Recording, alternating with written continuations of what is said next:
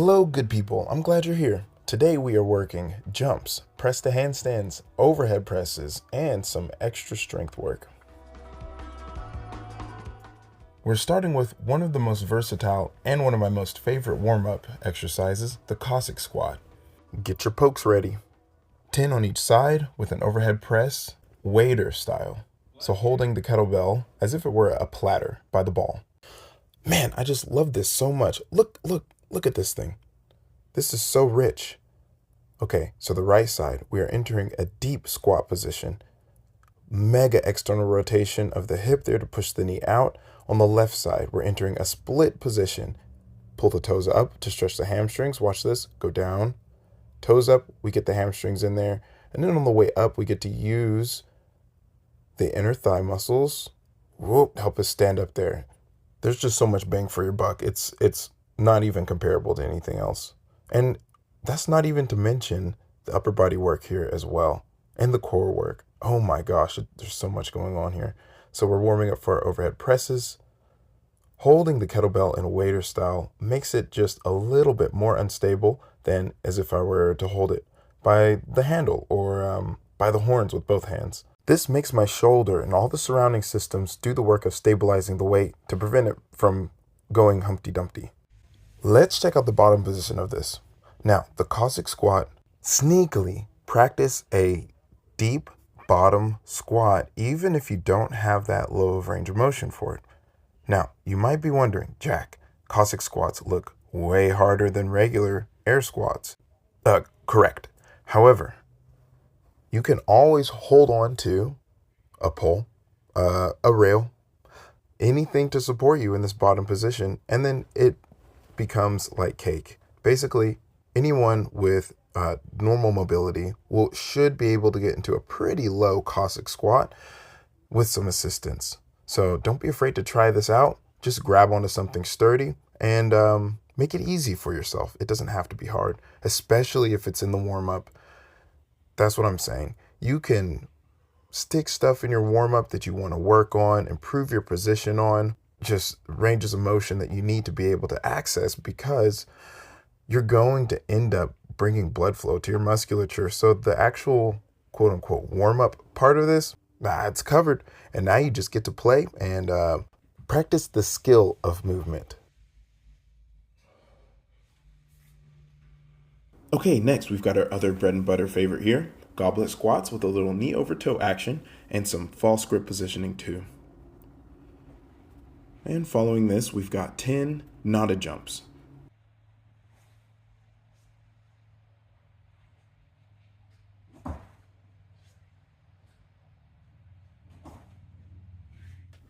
So we are practicing the stretch phase of this jump. By removing the actual airborne part of this, it allows us to actually warm up our absorptive structures, like our muscles, tendons, ligaments, and all of that. So we just stretch it tall, throw our arms down, and then allow ourselves to drop low into a good landing position, using the balls of our feet to absorb that impact. And you'll notice that the end of a nada jump should look very similar to the beginning of a real jump, right here.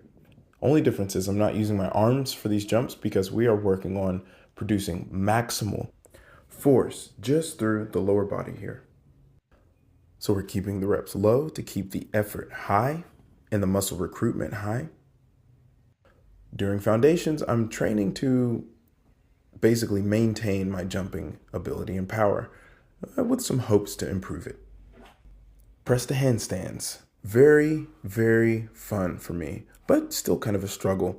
I'm skipping over a few of the basic drills that I need, like straddle flexibility, wrist flexibility, just the leaning motion. I could drill that at the beginning more, but in this part of the program, I just want to get in reps of the full motion.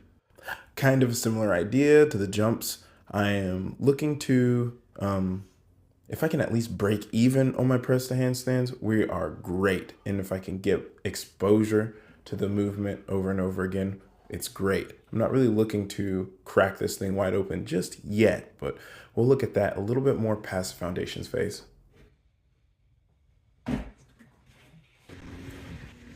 Back to the jumps again. Just trying to keep the head neutral here. Very good. Making sure that as I stand up tall, I'm extending through the hips, straightening out the hips, straightening out the knees, straightening out the ankles. That's called triple extension. Everything goes up all at once. And it was such a nice day. Boy, I love spring. Press the handstands again. Watch closely. I'm trying to use my shoulder muscles to press myself straighter into that handstand and off of the box so I can actually hold the thing freestanding on my own. Every single rep that I do of this, I try just a little to get some freestanding time. Doesn't always happen, but it's a nice little bonus when I can get it. And I would love to see just a little bit more control on the way down through there, that part.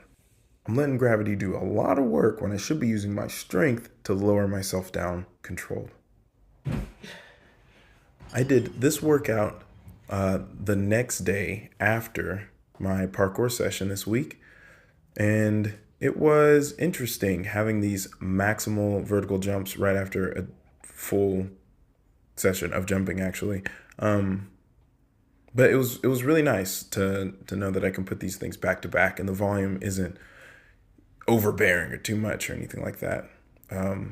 Just keeping an eye on that to make sure that I don't overstress myself, because I know that I have some problems in my knee and in my ankle on the right side. Which is one reason why I'm keeping the press number so low as well. It's because I've got some things cropping up in my shoulder and in my wrist too that I've been dealing with for years. So we're just trying to get some exposure in here and let it work itself out over time through practice. I think we're rounding out the last set of these two exercises.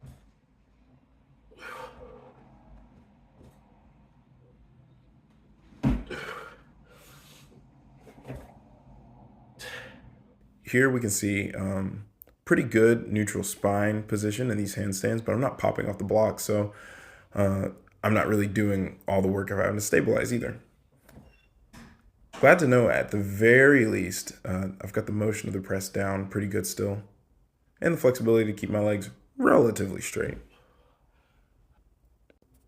Overhead presses and kettlebell swings next.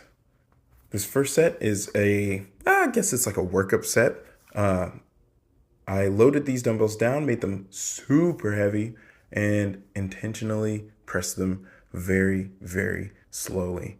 Because I've noticed, and you have too, when you pick up something super heavy and then turn around and pick up something super light, the light thing feels like it even lighter than it would have been if you had done it first. So we're just playing around with a different way to warm up for these. You know, surprisingly, yesterday's session, we actually did a lot of upper body parkour, but luckily it was mostly cat back, so there's pulling motions, but not a lot of pressing motions. All right, now we're gonna start with the set here. The prescription is 8 reps, but I think I do a little bonus one here. We're looking to build a little muscle, but mostly build strength. We've got a good contraction going up at the top, good control on the way down. Elbows still going pretty wide for those side delts. I think I start to move my elbows in as the weight gets heavier and heavier, so I can ensure that I have a good stabilization going on and I don't, mess myself up somehow. Man, overhead presses really do just feel good. It's so simple. Take a thing, super heavy, push it high over your head, and then lower it back down. It's very nice. We've got a slow eccentric on the last rep. Trying to stack on a little bit more fatigue. And moving on, kettlebell swings. We did this again with the band around our shins. Really, I don't think it's having much of an effect. I can kind of feel the glutes turning on a bit with it, but when I do them without, it's pretty much the same. So maybe one day we'll try a heavier band and see if that changes anything. Just a simple set of 10 there, really fast, very explosive. And then we're back to the overhead presses. I'm resting around 2 minutes or a little bit more than that with changing camera angles and stuff, but around 2 minutes between each set of these 2 exercises, but I'm trying to go back to back as a real superset. And what in the world is this boy doing with the seat down there? Oh, he knows. He's cheating a little bit. It's actually just a bad position for these because I'm not pressing overhead in that case. It's more like an incline bench press. The more my body tilts towards horizontal, the less of this is going to be the shoulders, and it's going to move to the upper chest doing the exercise. It's just simple geometry, y'all. That bench won't go completely straight though. It's kind of stuck at an incline, unfortunately. So that's as overhead as we can get that press. We'll move it to standing or kneeling though, and get a little bit more vertical with it. Kettlebell swings, also very fun, very powerful movement to do. It's kind of hard to get the form right, but once you feel it and you've got it down pat, boy, you could just do these all day. Really working in the posterior chain with those. I thought about programming in deadlifts as well, like single leg deadlifts, because I don't have enough weight for 2 legs. Side note, we are all so very much stronger than we think until we test it. So even you watching, listening, whatever, you can probably deadlift a lot more weight than you think you can. Anyway, single leg deadlifts, but they take too long. Basically, that's it. I am trying to weed out as many of these single leg exercises just to save time. All right, here we've got a better position sitting back, a little bit more vertical on the press, and good control through the bottom. That was kind of fast there. Speeding up as I get tired, I'm noticing. And then I wonder why the last few reps are kind of easy. They shouldn't be. I want 1, 2, 3 on the way down. Let's see if we can get it here. 1, 2, 3. Good. Last rep. Pressing through. I think that was a good set though. Stacked up some good fatigue. I don't know why I brought them to the middle. I was cheating a lot. Contemplating. Back to the swings. So the purpose of these is to use your glutes, your hips, posterior chain, hamstrings, all that stuff back there to press the weight forward as powerfully as possible. You're absorbing the momentum of the weight traveling downwards by hinging forward, and then you're exploding to rebound it back into the air. Not using your arms at all, really. They're just holding on to that thing for the ride. It's like pushing a wrecking ball. Next, we've got some rear delt rows. This is mainly for the shoulders, but it's a row. Upper back is going to be worked as well. The elbow going out means that it's going to put the emphasis on the rear delt or the back of the shoulder, and also your middle traps, those muscles that pull the shoulder blades together. You've got some other smaller ones in there like rhomboids as well that do that exact action. I definitely need some work on those guys. It seems though that the single arm variation of these, I don't really get a lot of the rear delt action because I'm so inclined to twist and cheat. So I think later on I'm going to change these and probably do both at the same time. This side looks pretty good though. It's not bad. It's not bad. I mean, technically I should be protracting the shoulder blades, so like pushing them forward and out. That way I don't use my traps much, but I kind of want to get working on them too. It's not super important to isolate those rear delts as much. I just like to include them in the row. Matching that with lateral raises for the side delts. Lots of shoulder. Yeah, we've got a lot of shoulder exercises actually. We've got some rows, we got some lateral raises, we got some press handstands, we got some overhead presses. Really working the upper body.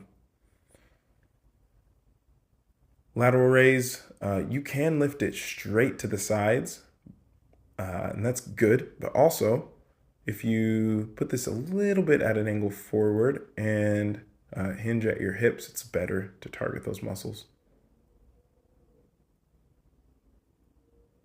Here we go again. Might be lifting that just a little bit too high, elbows going up.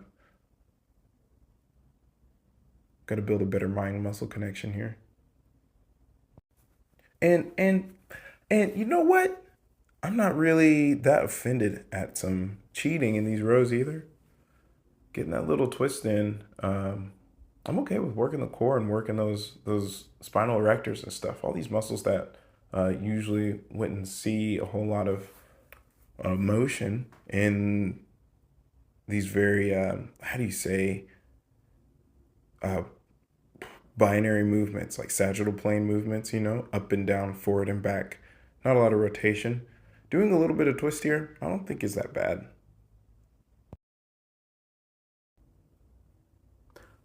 Oh, wait, you know what? Whoa, whoa, whoa. I think we're nearing the end of this workout.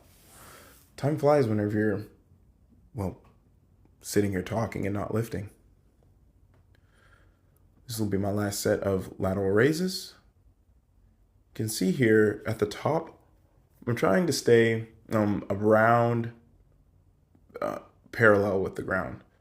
We're going up just a little bit higher than that. And then at the bottom, I'm actually not touching my legs is the goal. Because we want to keep tension on the side delts. We want to keep them under stress so we can build fatigue. And that's, as you can see by my face, working here. Gravity's doing the work on the weights to stress those side delts so they can never, ever, ever drop all the way down to a vertical. So that's it. I'm glad you were here. Be good and stay strong, y'all. And peace be with you.